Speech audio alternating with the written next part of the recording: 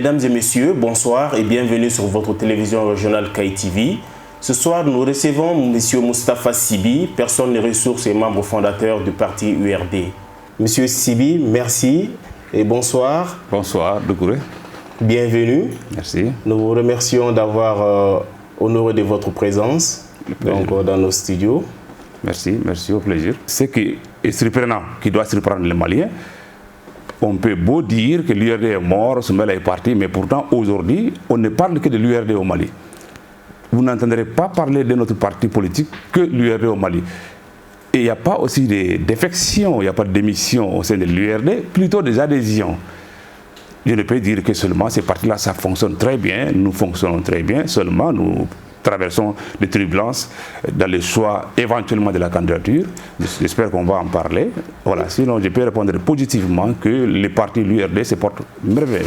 Ok, déjà sachant cela, comme vous l'avez dit, aujourd'hui nous constatons l'adhésion des nouvelles personnes au sein de l'URD. Mais ces adhésions-là, aujourd'hui, ne peut-on pas dire qu'elles constituent une problématique majeure par rapport aux échéances futures qui s'annoncent? C'est vrai, effectivement. C'est aussi mon sentiment. Mais le parti, ce n'est pas le parti. C'est ça la démocratie. Quelqu'un comme moi est tout à fait contre, a toujours été contre. J'estime que c'est une adhésion toxique. Ces adhésions ne nous ont pas apporté. C'est toxique. En ce sens que, en fait, en réalité, je dis souvent, ce qui se passe dans l'URD, sur ce plan précis, par rapport aux adhésions, ça ne peut advenir seulement qu'au Mali. Ces partis existent depuis 18 ans. Voilà deux hommes politiques ou le grand cadre de l'administration qui ont occupé des fonctions dans la haute administration, qui n'ont jamais milité dans notre parti, qui n'ont jamais sympathisé avec notre parti, qui n'ont jamais eu de lien, en aucun cas, de notre parti. Et ils attendent que le leader de ce parti soit, après la disparition de notre leader, 4 mois ou moins de 4 mois, 2 mois après, vous venez pour adhérer et par la suite vouloir être notre candidat. C'est inconcevable, je ne peux pas le concevoir, c'est même inacceptable en ce qui me concerne. Ça, c'est sur le plan personnel. Et je pense aussi que mon point de vue est factuel. Le Mali, aujourd'hui, vous pensez que les Maliens sont aussi bas à ce point-là? Qu'est-ce que nous avons enduré avec Ibeka pendant 7 ans? Pendant 7 ans. Boubou Cissé, par exemple, prenons son cas. Mamadou Gourdiara a été ministre des Finances d'Ibeka. Boubou Cissé a été son ministre des Mines, et après, la primature, ministre des Finances, cumulé. Jusqu'à ce que ce parti-là tombe, les jours que le régime tombait, Ibeka était avec Boubou à la dernière minute, ils étaient ensemble. On les a séparés seulement une fois arrivés à Kati. C'est pour dire que nous, ayant incarné l'opposition, nous leur avons combattu cette année durant. Mais comment fait-il que demain, ça peut être logique, le parti au pouvoir qui a échoué sur tous les plans? La misère que le régime Ibeka a fait vivre les Maliens, personne n'oublie. Il n'y a pas un ignorant à ce point-là au Mali qui peut ignorer qu'Ibeka a été... C'est une présidence catastrophique sur tous les plans. Dans toutes ces analyses-là, ce qu'il en ressort, est-ce que ce n'est pas la non-préparation de l'après Soumaïla? C'est déjà préparé. On entendait par-ci et par-là que l'URD, c'est le parti de Soumaïla. Le parti taillé à la mesure de Soumaïla. Absolument. Et Dieu venant avec les conditions que tout le monde sait, aujourd'hui, est-ce que le parti peut... J'ai une réponse à cela. En fait, c'est un fait récurrent, constatable un peu partout en Afrique, surtout les pays en développement en général. En Afrique en particulier, surtout l'Afrique francophone. On ne prépare jamais un dauphin. Quand on crée un parti, c'est sur sa personne, tout est calqué, tout est basé sur l'homme seul. Après lui, en général, c'est le déluge. C'est le cas d'Ibeka. La jurisprudence Ibeka, vous voyez, après son accession au pouvoir, l'RPM a été marginalisé, maltraité. Il n'a jamais eu un premier ministre presque. Nous, en ce qui nous concerne, Soumaïla nous a pris. Moi, vous ne me connaissez pas. Je n'ai pas l'air d'un office en politique. Un néophyte en politique. Je n'ai pas l'air de ça. Ce que les gens ignoraient, Soumaïla, son programme, tout ce que Soumaïla faisait, il faisait avec nous, les Maliens. Moi, je suis auprès de Soumaïla presque 20 ans. Si ce n'est pas davantage. Vous comprenez? Le programme de Soumaïla est écrit par nous, les Maliens, les jeunes cadres. Il y a une bonne centaine, les jeunes gens très calés, très pointus sur chacun des domaines dont on sait que le Mali aujourd'hui, il y a une carence manifeste à constater qui sont constatés. Vous comprenez cela? Donc, si M. Demba à Kaï, vous étiez dans la salle hier, vous avez vu. Dans cette salle-là, hier, la majorité, certains ont seulement entendu parler de Demba, ils ne l'ont jamais vu. Mais pourtant, en l'écoutant hier, ce n'était pas quelqu'un qui n'est pas préparé. Il va vous surprendre. C'est le meilleur candidat que nous ayons cette année, disons les élections à venir. Je ne parle même pas au sein de l'URD. Seulement si les élections sont transparentes, crédibles. Si les élections sont transparentes, crédibles et que les temps répartis au niveau du média est raisonnable vis-à-vis de tous les candidats, on écoute les gens selon le programme, nous n'avons aucune difficulté à passer débat. Vous avez parlé tout de suite de cadres. Or, aujourd'hui, on entend par-ci et par-là que les cadres de l'URD se sont fait acheter par d'autres gros partis. Qu'est-ce que vous pouvez nous dire par rapport à ça? Malheureusement, c'est un fait. Mais pas tous les cadres de partis, en réalité. Tous ceux qui étaient aussi proches de Soumaïla, qui étaient vraiment dans l'équipe rapprochée de Soumaïla, ne sont pas achetables. Je ne suis pas achetable. Vous n'avez pas assez d'argent pour que moi, demain, je vais me parler à votre nom. C'est aucun sens. Maintenant, en réalité, ce que les gens ignorent, ça aussi c'est un problème interne. Il y a toujours eu une frange des éléments dans l'URD qui contestaient même. Pas peut-être le leadership de Soumaïla, mais la personne de Soumaïla. C'est normal, on ne peut pas aimer tout le monde, on ne peut pas être aimé de tout le monde. Vous comprenez cela? C'est là qu'on commençait même à combattre Soumaïla de son vivant. Ceux qui aujourd'hui supportent Boubou Cissé, on le laissait, nous on était là. Ils ont tout fait pour couper l'arbre sous Soumaïla. On a voulu débaucher, mettre Demba Traoré pour qu'il adhère dans le gouvernement de Boubou Cissé, de son vivant. Il a refusé. C'est là on comptait, ils ont tout fait pour amener l'URD, les partis de l'opposition, à rentrer dans le gouvernement. Mais il a refusé catégoriquement, jusqu'à la dernière seconde. C'est pour dire que ce que vous appelez cadres achetés, non, ils n'étaient même pas... Parce qu'être dans un parti politique, certes, on peut s'identifier à un parti, mais on peut ne pas avoir l'amour, soit pour le leader, ou parce que je ne suis pas en position d'avoir un poste qui me mettra sous les lumières. Et alors, je suis là pour faire la figuration. Si ça ne va pas, on m'appelle ailleurs, je pars. Les vrais qui étaient avec Soumaïla, qui ont tout donné, tout sacrifié, quelqu'un comme moi, ou Demba. Demba, par exemple, aujourd'hui, si vous dites que Demba n'est pas milliardaire, pourquoi il n'est pas milliardaire? Parce que Demba a passé son temps, plus de 40 à 50% de son temps à plaider les causes gratuitement, bénévolement. Ce sont les demandes sociales que Soumaïla recevait, des Maliens lambda. Ça peut être un sympathisant de l'URD ou pas. Les Maliens venaient à longueur de journée voir Soumaïla, j'ai un problème avec l'administration, j'ai un problème avec l'État, avec la justice, je n'ai pas les moyens. Qu'est-ce que Soumaïla faisait? Ces dossiers-là, ils ont combien à Demba? Ils imputaient à Demba. Il défendait. Un jour, Demba a quitté Bamako pour venir défendre une cause ici. Il était attendu au tribunal gratuitement. Son véhicule, les 4x4 a fait tonneau. Il a failli passer la vie. Est-ce qu'on a écrit ça dans le journal? Non. Mais pourtant, il est sorti indemne. Il est arrivé au tribunal. Le juge même a demandé si on peut reporter. Non, non, allez-y, on peut faire. M. Sibi, aujourd'hui, vous parlez de Maître Demba. On peut demander qu'est-ce que Maître Demba représente aujourd'hui dans l'URD. Donc, à votre entendement. Je vais vous dire ce que... Vous étiez là hier, vous avez vu à Kaï ici. On n'a payé personne. Pour ça, nous connaissons certains prétendants à la candidature qui dépensaient 200 millions, 150 millions. Je peux citer Mopti, ce qui s'est passé là-bas. Tous les Maliens savent ce qui s'est passé. En tout cas, tous ceux qui s'intéressent à la politique. Nous, ici, qu'est-ce qu'on a fait? Rien. On n'a payé personne. Nous sommes venus avec un message. Le programme de Soumaïla Cissé est intact. Il n'est pas là, mais il est là. C'est l'absent le plus présent. Si vous aimez Soumaïla Cissé, si vous croyez en lui, vous pouvez nous faire confiance. Il nous a préparés, il nous a formés. Nous avons le programme. Le programme a été rédigé par nous. Demba, c'est Soumaïla par défaut. Demba, ce n'est pas un homme providentiel. Si vous cherchez quelqu'un en Demba, un homme charismatique qui peut vous jurer de Allah, les 5 Corans tous les jours, comme un certain Ibrahim qui dit Inch'Allah ici, Inch'Allah par là, ce n'est pas votre candidat. Mais si vous voulez que ça bouge dans ces pays-là, si vous voulez mettre un terme à ces fléaux qui consistent à payer les gens juste avant les élections pour être élus et passer 7 ans à prendre l'avion pour sortir hors du pays, Demba n'est pas votre candidat. Mais si vous voulez travailler vous-même, si vous voulez changer votre propre comportement, votre propre mentalité, si vous êtes prêt à changer les choses au Mali, soit Demba c'est votre candidat. Cela étant donné, pourquoi la ville de Kaï pour cette première sortie officielle de Maître Demba? Parce que, et je l'ai dit une fois quelque part sur notre plateau, entre Soumaïla Cissé et Kaï, c'est un grand amour. C'est un grand amour.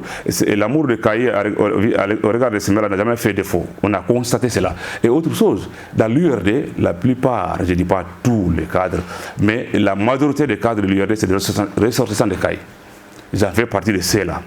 Et une anecdote ou une histoire que je vais vous révéler, c'est moi, Djombourou Marina. En accord avec Soumaïla, j'ai construit un bâtiment là-bas qui allait constituer une résidence secondaire de Soumaïla à Kayi, pour montrer aux Kaïsiens que l'amour que vous me portez, c'est réciproque. C'était prévu que Soumaïla venait ici tous les 3 mois, passer au moins une semaine. L'inauguration est prévue pour bientôt. Maintenant seulement, compte tenu de la disparition de Soumaïla Cissé, comme j'ai dit, je l'ai déploré, nous pensons maintenant, le mieux serait d'attendre que Demba soit désigné officiellement le candidat de l'URD. Il fera le déplacement, Madame Cissé fera le déplacement, un des enfants, ils sont majeurs dans les enfants de Soumaïla, ils travaillent tous, hein, c'est des cadres de haut niveau dans de grandes banques, voire même des institutions sous-régionales.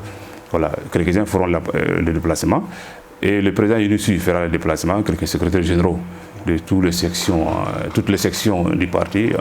En fait, nous préparons une grande fête à Marina à l'honneur de Soumaïla Cissé. Voilà. Effectivement, nous aurons compris cela.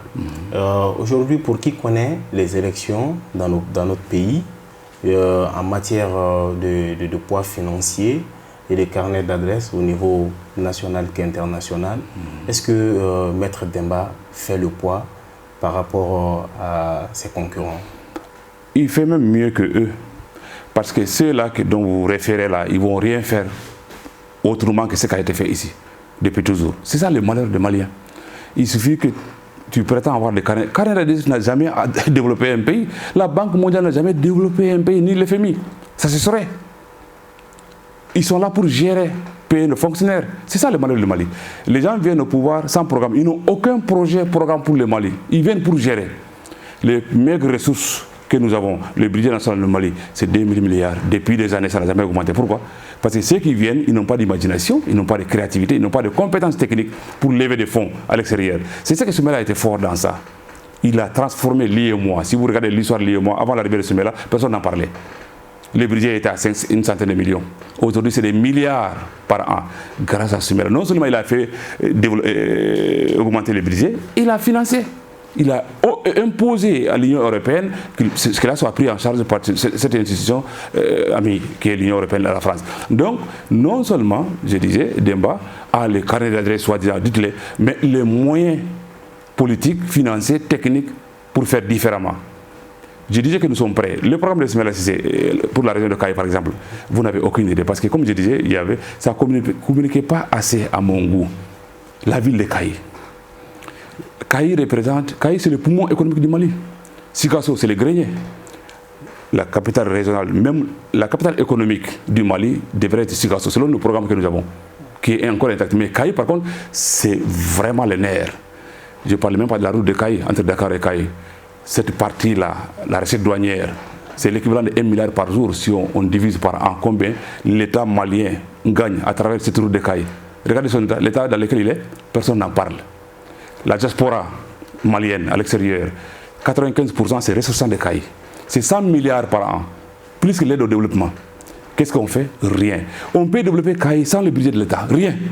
Les routes qui sont impraticables ici à Kayi aujourd'hui. Débat aux affaires, je vous donne 5 ans. Je ne dis pas qu'ils les goudront partout. Mais nous allons réhabiliter la ville de Kayi. Kayi, c'est la fierté. La plupart des hommes d'affaires maliens qui ont réussi à l'extérieur, ils sont nombreux. C'est des Kayisiens. Mais l'État doit donner l'exemple. Moi aussi, d'une école, d'une pensée keynésienne, John Keynes, l'économiste anglais, qui a toujours estimé que c'est l'un des plus grands d'ailleurs, l'État est un parti. L'État est partie intégrante de l'économie d'un pays. Ce n'est pas seulement les privés.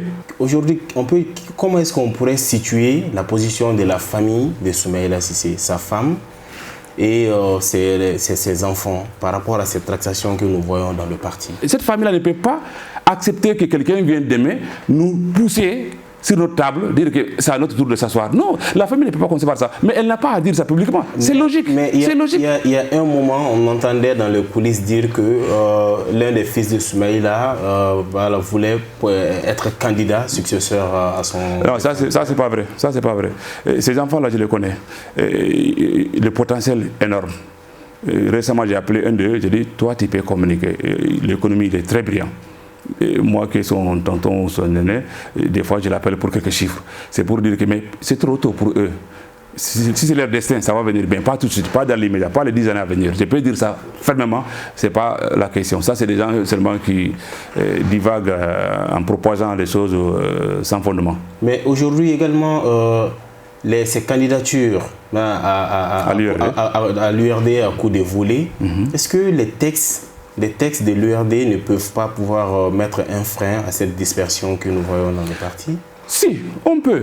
En fait, les partis, il y a les sympathisants, il y a les adhérents, il y a les amis, etc. Mais les partis, quand même, ça a une âme, ça a un poumon. D'après vous, pourquoi on résiste? S'ils avaient la clé du parti aujourd'hui, on est balayé il y a longtemps, on a mis Bouba à l'autre place, on aura mis Igor là-bas, personne n'en parle parce qu'ils pensent qu'ils ont l'argent. En réalité, mais on ne va pas forcer. Nous allons partir démocratiquement, on veut les battre démocratiquement.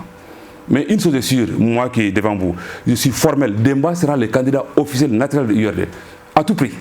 Je ferai tout pour que cela soit possible. Je serai le seul qui fera tout que cela soit advenu. Nous avons vu dans le passé que Ismaël a été vraiment un homme de dialogue qui a demandé maintes fois à ses opposants d'aller dans les débats contradictoires pour faire valoir leurs idées, leurs projets dans le cadre du développement du Mali. Aujourd'hui, est-ce que ces candidats-là qui se tractent pour la présidence, pour le poste de présidentiable de l'URD, est-ce qu'on ne peut pas organiser ces genres de cadres-là pour voir réellement quel est le potentiel intrinsèque? On ne demande que ça, nous. On ne demande que ça, on rêve de cela. On est tellement impatients que ces jours arrivent où on peut parler entre nous à l'interne et en prenant le public pour témoin. C'est ça que nous voulons. En réalité, ils n'ont pas de projet pour le Mali. Ils n'ont pas de programme, ils n'ont même pas d'empathie. C'est notre monde. Votre malheur, ce n'est pas leur problème. Ils vont venir avec les textes des institutions internationales, appliquer ce qui a été appliqué depuis 20 ans, 30 ans, qui ne va rien changer. Il faut une révolution, pas culturelle seulement, économique.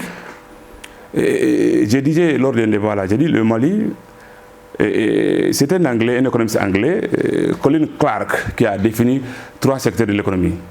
Primaire, secondaire, tertiaire. Primaire, l'agriculture, secondaire, l'économie extractive, etc. Ça correspond au Mali. Je disais que nous avons besoin, on n'a pas besoin de quelqu'un qui aurait fait des écoles, une économie tertiaire qui concerne les services et tout, les finances. Ils ne savent qu'envoyer l'argent, transférer l'argent hors Mali, c'est tout. Nous voulons les économistes, les agronomes, nous en avons. Dans notre sein, on en a une vingtaine d'agronomes. Qu'est-ce qui va se passer? Nous voulons des gens qui ont une culture, une connaissance empirique de l'économie. C'est-à-dire que les gens qui ont fait leurs preuves au Mali, ici, au soleil, qui connaissent de A à Z dont les Maliens souffrent. C'est comme ça qu'on va développer le Mali. Hein. Il ne suffit pas de rêver des gratte-ciel qu'on va construire ici. Ce n'est pas ça. On va commencer l'agriculture. C'est ce qu'on va développer. Dungafa. Demba candidat de l'URD. Est-ce que Demba, sa candidature peut engager des alliances stratégiques de d'autres partis qui auparavant étaient des alliés de l'URD? Est-ce que son leadership aujourd'hui peut faire venir? Oui, nous sommes en bon terme. Nous sommes en bon terme avec la plupart des partis politiques de ces pays-là. Mais par contre, nous avons des convictions. Personnellement, je m'opposerai à une alliance dont le parti faisait partie intégrante de ce que Ibeka a fait comme mauvais, comme mal dans ces pays-là. Ce type de parti, je serai parmi ceux qui vont s'opposer à cette alliance-là. Nous aurons des alliances stratégiques, mais avec dignité. C'est une opinion personnelle. Je m'opposerai à une alliance avec un parti qui disait que Ibeka était le plus beau hier et que Ibeka c'était l'homme providentiel, le Messie, le Djidji, je ne sais pas comment je vais dire ça. En tout cas, je me poserai, je suis sûr qu'il y a des jeunes gens, c'est ça la différence entre nous et l'ancienne génération. Il y a une certaine culture ancestrale, sociétale qui empêche certains positionnements. Nous, je n'ai pas ces complexes-là. On sera sans état d'âme. On sera sans état d'âme. Nous voulons le pouvoir rien que pour nous. Mais l'alliance, c'est normal, c'est naturel. Nous avons compris cela. Notre avant-dernière question. Demba à la tête du Mali, on l'espère. Ça se fera. Voilà. Moi, je suis confiant. Je n'ai jamais douté. Qu'est-ce que vous pensez qu'il peut apporter en matière de changement? Beaucoup. Vu tout beaucoup. Le problème que traverse le pays. J'ai dit à quelqu'un hier, il faut que ça change. En fait, en réalité, le changement, ce n'est pas seulement l'État en haut, c'est nous tous. La corruption, ce n'est pas seulement ceux qui sont en haut, c'est nous qui le permettons, c'est nous qui le facilitons. C'est là on sera sans état d'âme. Sans état d'âme. Nous imposerons la chose à faire aux Maliens. Ça va être un peu difficile au départ, mais à l'arrivée, vous allez voir, nous allons léguer, n'est-ce pas, un pays prospère, un grand Mali, à nos futurs, à nos enfants, les générations à venir. Ça ne va pas être facile, mais les sentiments n'auront aucune place. Il n'y aura pas de sentiment.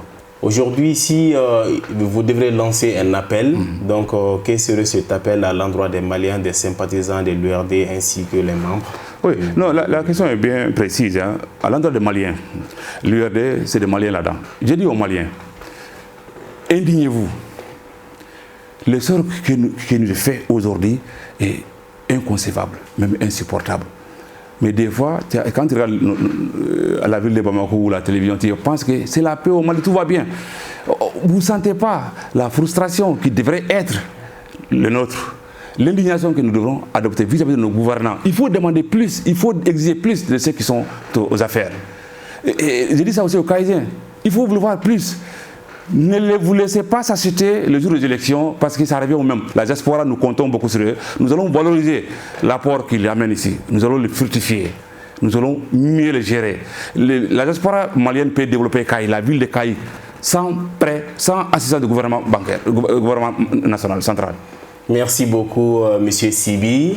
Donc, pour rappeler nos téléspectateurs que nous étions avec M. Moustapha Sibi, personne de ressources de l'URD. Membre fondateur. Membre fondateur également. Nous remercions les uns et les autres pour nous avoir suivis. Merci et à la prochaine. Merci à vous. Merci. Merci beaucoup. Merci.